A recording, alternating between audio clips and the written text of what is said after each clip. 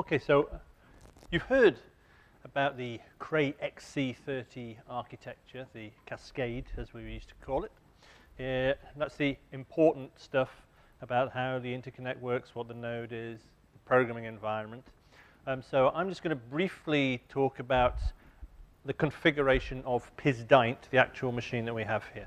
So that was the artist's impression, and you'll be able to see, if you haven't already, the actual machine in the machine room. The largest system in the world, as I like to say, 12 cabinets. The only other machines at the moment are 4-cabinet systems. So what exactly do we have? Well, 12 cabinets each with 192 compute or service nodes. There are actually 188 in each one, with then a service blade, 188 compute nodes. So there's 2,256 in total. 36,000 cores, 72 terabytes of memory. Peak performance just sneaks in at 750 teraflops. I think it's something like 750.3 or something along those lines. If you'd taken one more core out, it wouldn't work. So there are 5 ES login nodes, and I'll talk about those briefly in a moment. Each one with two Sandy Bridge sockets and 256 gigabytes of memory. Then there's a Cray Connection that Nathan talked about, Connection 1600 for the Scratch file system. And we also have a little test system of our own, but you don't really need to know too much about that, apart from we're in good hands because we have the exact duplication, some Connection and some ES login. So the current way for anybody who's got access to Rosa that we have the system set up looks like this. Well, it doesn't really, but this is my way of thinking about it. So we have a set of compute nodes with a big high-speed interconnect, and on Rosa you then have these service nodes. And as a user, you would log into Ayla, and then you would do your compilations and so on Ayla, and then you might submit your batch jobs. But sometimes you might actually have to even log into Rosa itself. And you're actually on the machine. The Scratch system, you're effectively, well, it's an NFS mount, but effectively going through here to get to the Scratch storage system. It's worked very well, but there are some limitations. For example, in the ability to transfer data around between different systems. So the change for Daint is that we've gone and bought some more equipment from Cray than we did in previous years, where we'd done some things ourselves. So we have directly bought from Cray that Scratch file system based out of Connections. And it sits effectively, therefore, outside of the Cray machine itself, and it's just a Scratch file system. And therefore, if the machine is down, if Daint's down, it doesn't matter. The file system is still there. It's an appliance. It's on its own. And that means that, therefore, also, because it's a Lustre appliance, we can plug other pieces of equipment into it to be able to get fast access. The other thing we have is the login nodes. Now, one thing that's happening with Ayla is now about 4 years old. It's getting a little bit old in the tooth. It's still perfectly functional and still perfectly good for connecting to the outside world. But we didn't want to have to get a second Ayla or play around too much. So what we're doing, and we're doing this with Rosa as well, is Ayla is no longer going to have a programming environment on it for you to actually do those compilations, etc. Instead, Ayla will just revert to being the way you get into our center. This is very good for the system administrators and so on. It means that they can spend all their time making sure that this is fully secure. Anything that's slightly wrong with this, that's where they're going to concentrate their efforts. That's the only way in for external users. And then, from Ayla, you jump over onto an ES login node, which is a very powerful node to be able to do that compilation that you might previously have done on Ayla. And it saves us not having to use things within Daint itself. It also means that we can have many fewer service nodes on Daint by having them the external nodes, and if we need to reprovision, if we find we don't have enough of these login nodes, we can just get some more, and we don't have to touch the main machine. So this is very good because the fewer service nodes we have, the more compute nodes we have. And we all like compute nodes because they allow us to do some science. So these ES login nodes, We also have internal login nodes on PIS Daint that we do need for one or two very specific purposes. But most sites that are getting XC30 systems are not really doing anything in terms of having login nodes allowing you to directly log into the system. And over time, it may be as well within a year or two with some changes to the software stack that we don't need even that as well. So PIS Daint has 5 of these external ES login nodes for accessing the system. If you just SSH Daint, then you will be popped onto one of these ES login nodes. The same thing will transition, just I'll mention this, on Rosa in about a month or so's time. If you SSH Rosa, you will end up on login nodes external to the machine itself. But if you log in, you will be on these login nodes. If you need to get onto the internal login nodes, you need to ask for specific nodes. You know you're on one of these external login nodes because it's Daint 101, 102, 103, and the other ones don't have that one. There's 0, 1, 0, 2. These should be used for all your compilation, your performance analysis and batch submission, job monitoring, and for transferring data. Okay, so I'll mention the file systems shortly, but when you've got to transfer data around from place to place, these are the nodes where we're going to be having fast access to all the file systems. The other reason we want this to be the big data transfer place is if we happen to have, for some reason, some instability in a file system or something goes wrong, by having it on these nodes, if one of these nodes has a little bit of a problem, it's much safer for us in that the main computer can carry on, people's science can continue, we don't have jobs getting crashed and so on and so forth. The internal login should therefore only be used in some special circumstances, and particularly if you need an interactive batch session. Sometimes you do need to get onto an internal node to be able to be directly there where your app run line runs. Now, all of these nodes use the same processor. Now, this is important for anybody who's been on Rosa in the past. You will have perhaps noticed that the nodes you were compiling on, being on Ayla, being on the Rosa login node, was a different processor to the ones sitting out on the compute nodes. This had 2 effects depending on which way you looked at things. One was if you tried to compile something for the compute nodes and you'd loaded the programming environment and then you tried running it on the compute node, you'd often get illegal instruction. It just wouldn't work. The more important one for our perspective, because you saw that and it crashed and it's fine.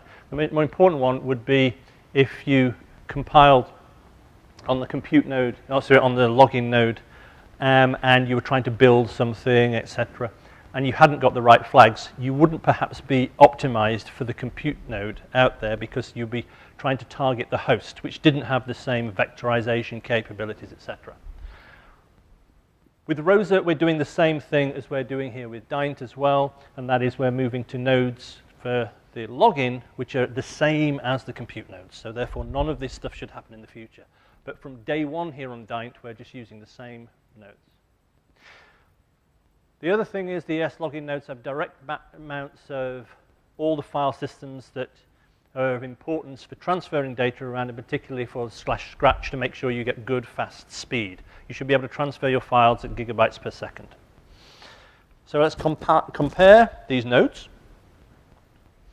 So the ES login, the login, and the compute all have the same processor. It's even the same clock speed. It's a 2.6 gigahertz, 8-core Sandy Bridge processor, official name E52670. There are other differences that you would notice if you're on an internal versus an external login node.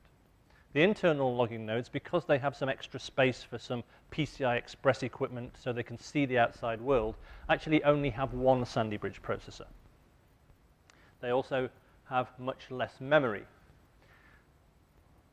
This is significant in that what we're trying to achieve here is that you've got plenty of capacity for compilations, for doing data analysis, etc. So these external login nodes have 256 gigabytes each, whereas if you're on the internal, you'll be a little bit compressed. and we have 5 of these. We only have 3 of the internal nodes, and that number may decrease as well if we don't find that we've got a particular use for them. File system availability is the next thing that's of significance here. So the thing you should notice here from the ES login is that there's availability of all of these file systems that are important to our users. Store should be coming soon. But the others have got fast access, so you can get fast access to the /scratch file system. The GPFS native mount makes sure you get fast access to the project file system, where you'd store your large amounts of data that you want to be relatively persistent, and the smaller user and apps file systems. As we move further away from the ES login nodes, things change for the file system. So the first thing is lack of availability of store at all, and a weak amount on those internal login nodes. This is all to encourage you to not use them as much as possible. You should need to use them as little as possible anyway, but the weaker the mount, the less likely you're going to try and do something on there. It also applies, though, this login is not just talking about login, but is also talking about the node where your app run command actually runs. In that if you've therefore submitted a batch script, we don't want you spending your time transferring data around in your batch script and wasting compute resource while you do so. So we're encouraging you instead to do the transfers before you even begin. And when you get out onto the compute nodes, then what we're saying to you is, this is the file system you should be using, /scratch. Now we've always said this, but then we mounted every other file system that we had on there, so people would start to run out of project and maybe out of their home directories and so on. And here we're making a positive decision that we want you to be using that Scratch file system. So there's some availability of users and apps. You can use users and apps for where your executable lies, for example, or maybe there's some read-only piece of information sitting around somewhere that's of use to you.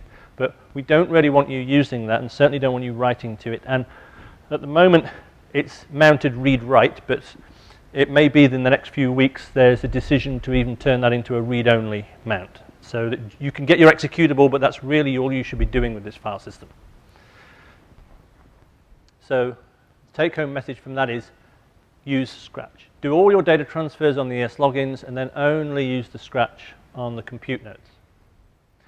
One of the other things is, as was mentioned before, by having fewer file systems mounted in a weaker fashion over here, if there's a problem somewhere else in the data center where maybe there's a file system that would possibly take down machines, if we have as few mounts as possible over here, there's less likely to impact there. And so stability is something we're very concerned about at the moment with this very big machine. So that's our system. That's what the ES login nodes look like, etc. So I'm just going to briefly repeat something that Nathan was talking about, and that is for people coming from the XE, the difference between the Sandy Bridge and Interlagos nodes.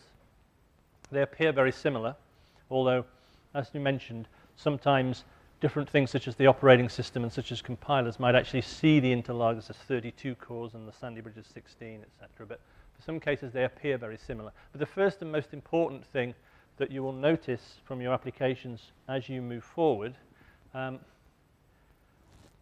is point 1. The Interlagos is actually not just two dies, not 2 NUMA domains. Instead, it's actually 4 NUMA domains hidden underneath the covers. The Sandy Bridge is 2 real NUMA domains. Much more importantly as well, they've actually done a very, very good job of making it so that if you do cross NUMA boundaries in terms of memory accesses, it's nowhere near as much of a problem as it was on the Interlagos. Then you've got the fact that those compute units, well, actually they're 2 separate little cores in there, but they share the floating point resources, and that causes all sorts of problems when we're trying to optimize and work out what to do. And for example, therefore, we have, when we were doing our annual or biannual calls for proposals, we'd ask people to say, what's your peak performance? It's spit out by a Cray tool, CrayPat, and it was reporting what was half the performance that was actually there, because even there was confusion. Well, do we say that you're using the AVX per core? Well, you can't if everybody's running on it. So there was a little bit of an issue there. It's a great confusion. Here, instead, the opposite mentality is going along. We say we've got 16 cores. You can use hyperthreading, but the default is to take the opposite view, is to say, well, no, we're taking it as one unit, and it's up to you to split it down if you wish. So, just to finish off then to say about the programming environment on this system.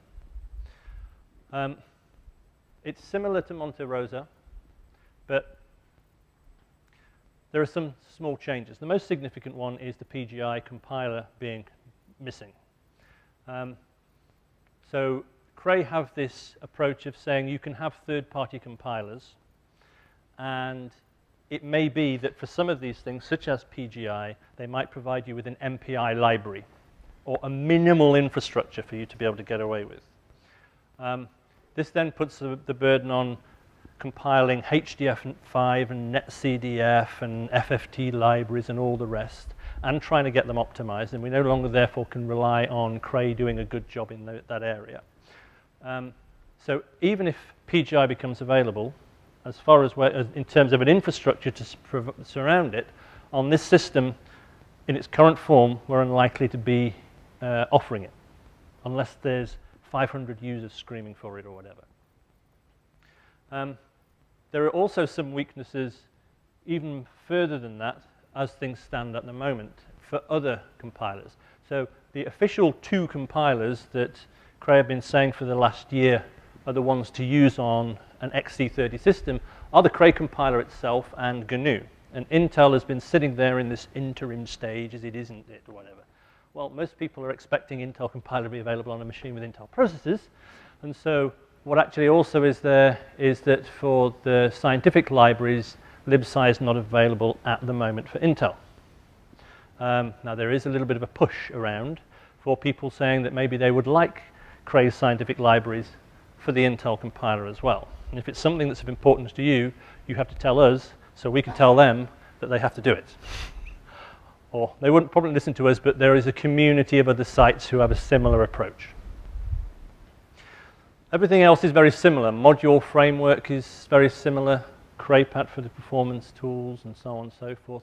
The Cray Reveal tool we've been using ourselves and is something that we find quite useful and we'll try and encourage people to use as we need to move to things such as OpenMP and maybe in the future OpenACC scoping.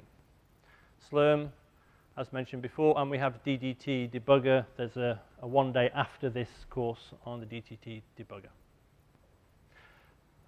So, where do we stand at the moment? Well, we had this thing delivered and installed in December 2012. It's currently undergoing that testing phase, the hardening phase, and it's now in pretty good shape. There's a few lingering bugs and little issues that we need to work out, but it's almost ready for general user access. Production project access, therefore, is going to be in on the 2nd of April. So anybody who's got a production project and received a letter from Maria Grazia saying you have time on the system, that's when it will begin. It should be the 1st of April, but nobody's coming in on the 1st of April. It's a holiday. So, sorry? Everywhere. Exactly. Easter Monday just happens to be Easter Monday and All Fool's Day and the day that our allocation scheme starts.